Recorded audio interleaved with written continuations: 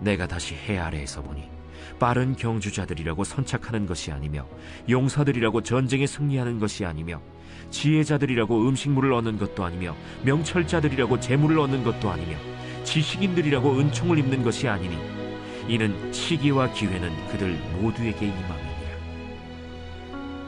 분명히 사람은 자기의 시기도 알지 못하나니 물고기들이 재난의 그물에 걸리고 새들이 올무에 걸림같이 인생들도 재앙의 날이 그들에게 호련히 임하면 거기에 걸리느니라.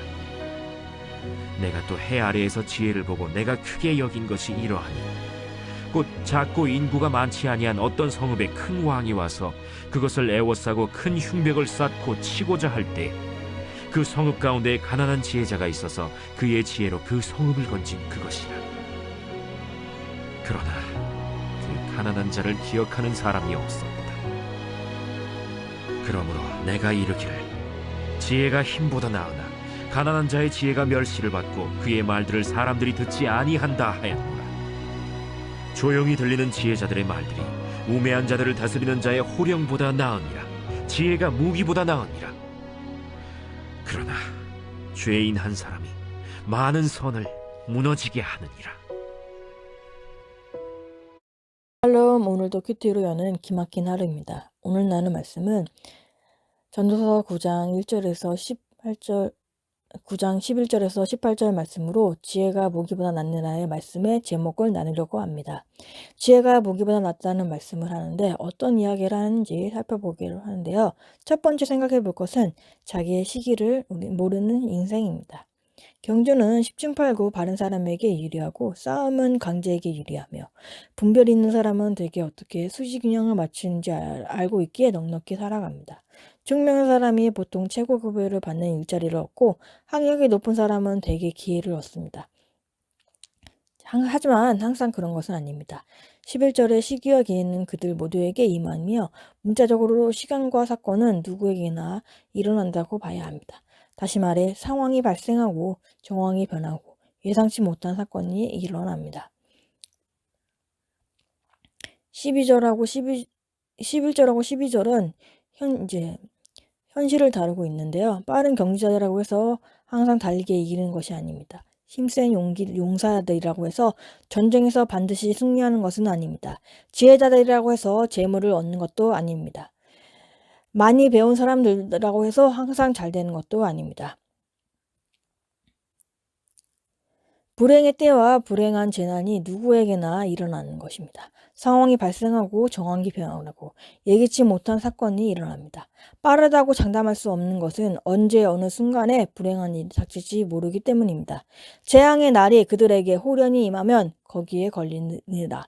그런 재앙이 호련히 닥칠 때 일상은 한 번에 깨지고 맙니다. 12절 분명히 사람은 자기의 시기도 알지 못하나니 물고기들이 재난의 그물에 걸리고 새들이 올무에 걸림같이 인생도 재앙의 날이 그들에게 호련히 임하면 거기에 걸리느니라. 언제나 같은 곳을 유유히 헤엄쳐 가던 물고기는 난데없이 나타난 그물에 걸려버립니다. 새도 여느 때처럼 자기가 사는 숲에서 한가롭게 지내는데 갑자기 올무에 걸려 빠져나오지 못합니다. 이처럼 사람에게도 어느 날 갑자기 불행한 일이 닥칠 수 있으며 그럴 때 피할 길이 없습니다. 우리는 언제나 어떻게 무슨 일을 만날지 아무도 알 수 없습니다. 스스로 인생을 컨트롤할 수 없기 때문입니다. 아무리 재능이 많은 사람도 인생을 자기 뜻대로 살 수는 없습니다. 잠언 16장 9절에 사람이 마음으로 자기의 길을 계획할지라도 그의 걸음을 인도하시는 이는 여호와시니라. 우리가 계획할지라도 우리의 길을 인도하시는 분이 여호와시기에 우리의 뜻대로 살 수는 없습니다. 우리가 가진 능력이 어떤 일의 성취를 보장하지는 않습니다. 뿐만 아니라 우리는 죽음은 물론 나에게 찾아온 사건도 피할 수 없는 사람입니다. 모든 것을 잘 준비해도 예상치 못한 재앙을 만나는 것이 인생입니다.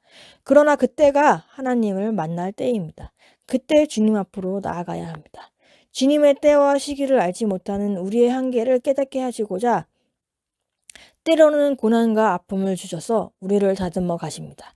나는 늘 잘 될 거야 하고 생각하는 사람은 고난이 그를 얽매이는 그물과 올무가 되지만 하나님의 주권을 인정하는 사람은 고난이 찾아와도 주님의 뜻을 기다리며 인내할 수 있습니다.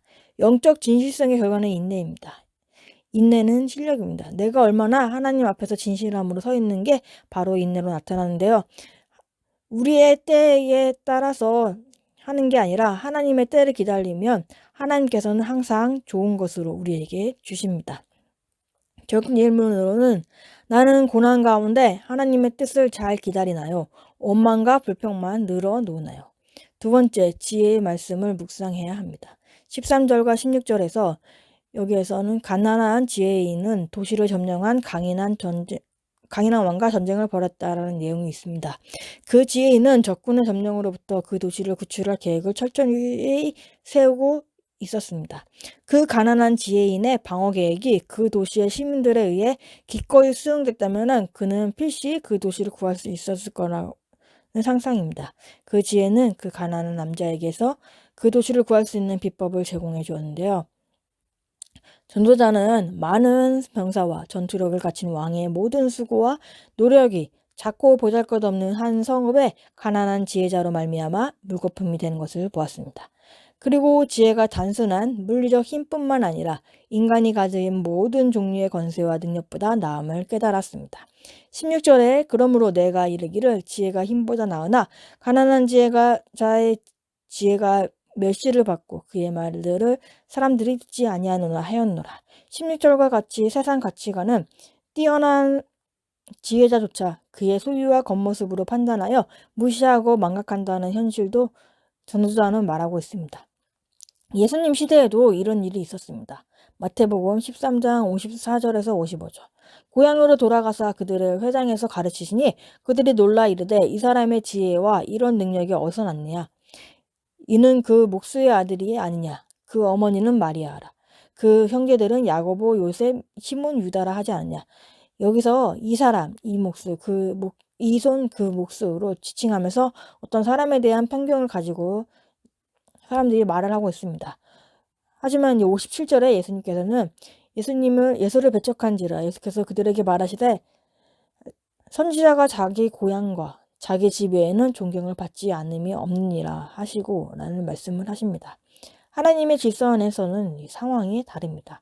고린도전서 1장 27절에 그러나 하나님께서 세상에 미련한 것들을 택하사 지혜 있는 자들을 부끄럽게 하려 하시고 세상에 약한 것들을 택하사 강한 것들을 부끄럽게 하려 하시며 라는 말씀에 하나님은 약한 사람들을 사용하실 뿐만 아니라 그들에 대한 기억을 소중히 간직합니다.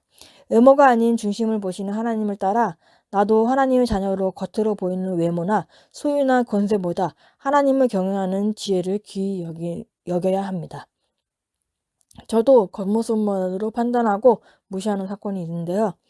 저를 이제 따로 불러서 말했던 그 기간제분. 제가 그분을 보면서 직원도 아니면서 권력이나 능력이 있는 것도 아니고 일도 잘 못하면서 라는 무시와 판단을 하였습니다. 외모가 아니면 중심을 보는 하나님같이 무시하거나 판단하지 않고 하나님의 마음으로 사람을 대하고 바라봐야 하겠습니다. 그래서 정말 하나님의 마음으로 그 사람을 바라봐야 하겠습니다. 그러면서 지금은 이제 점심을 같이 먹자고 하는데 점심을 먹지 않고 있는데 아직도 이제 웃으면서 밥을 먹기가 그래서 점심을 먹고 있지 않지만 제가 단기 알바지만 그만두기 전까지는 그분과 이제 밥을 먹는 게 저희 이제 적인 것 같습니다. 적용이 거꾸로 하는 게 적용이고 하기 싫은 거 하는 게 적용이라고 하는데 그만두기 전까지 그분과 밥을 먹는 게 저의 적용이었습니다. 겉으로 드러나는 능력을 쌓고자 애쓰고 있습니까? 지혜의 말씀을 묵상하고자 애쓰고 있습니까? 말씀이 없는 삶은 쉽게 무너지거나 좌절하지만 말씀이 있다면 살아갈 수 있는 힘이 생기는 것입니다. 나의 스펙을 쌓거나 세상의 것을 쌓기보다는 매일의 말씀에 묵상의 삶을 살아내며 회개하는 삶을 살아야 합니다. 17절에 지혜자의 말을 듣는 것이 다시 반복되고 있는데요. 지혜자의 권면은 오매한 자들을 다스리는 자의 호령보다 더 나은 것으로 평가됩니다. 17절의 속담에서 보듯이 그 지혜인 조용한 말이 호언장담한 어리석은 사람들 가운데 왕의 말보다 도시 안전을 확실히 보장해 줄 수 있었습니다. 그러나 그 지혜가 인정되지 않는 세계에서는 지혜로운 사람은 한마디 말도 하지 못하며 오히려 어리석은 사람의 말이 그 세계의 기준이 되고 말았습니다. 아무리 높은 지위에 올라 큰 소리로 호령해도 그 말에 지혜가 없으면 맡은 일을 완수할 수도 없고 맡은 사람을 살릴 수도 없습니다. 반면 지혜자는 겸손한 태도로 조용히 말하지만 그 지혜로 나라를 살리고 많은 사람을 살릴 수 있습니다. 하지만 세상에서의 지위와 권세를 가진 한 사람의 영향력이 지대하기에 하나님을 경외하는 지혜가 없는 어리석은 죄인이 지도자가 되면 한순간에 많은 선을 무너지게 합니다. 그러므로 오늘도 가정과 교회와 나라에 지혜로운 한 사람을 주시길 기도하며 내가 그 지혜로운 사람이 되게 하도록 기도해야 합니다. 그리고 내가 먼저 하나님을 경외하는 지혜로운 자가 되어야 합니다. 진정한 지혜는 주님의 말씀으로부터 나옵니다. 매일의 말씀 묵상이 중요하고 말씀으로의 인도받는 삶이 되어야 합니다.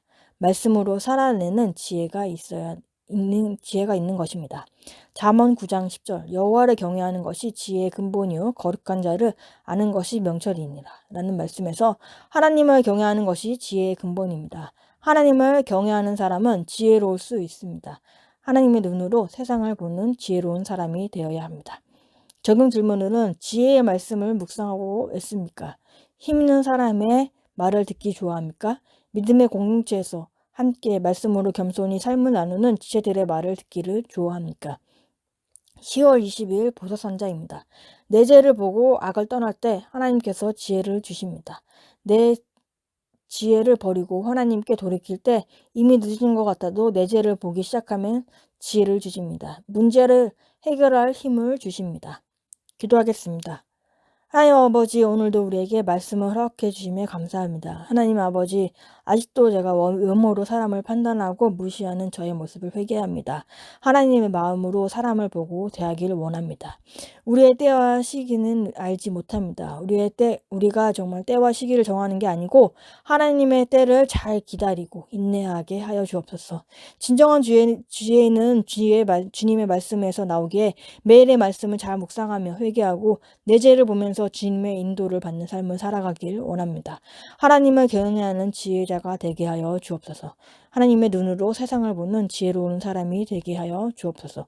오늘도 주님의 말씀으로 살아내는 하루가 되게 하여 주시고 주님의 은혜가 우리들의 삶 가운데 가득하길 바랍니다. 항상 감사드리며 예수님의 이름으로 기도합니다. 아멘.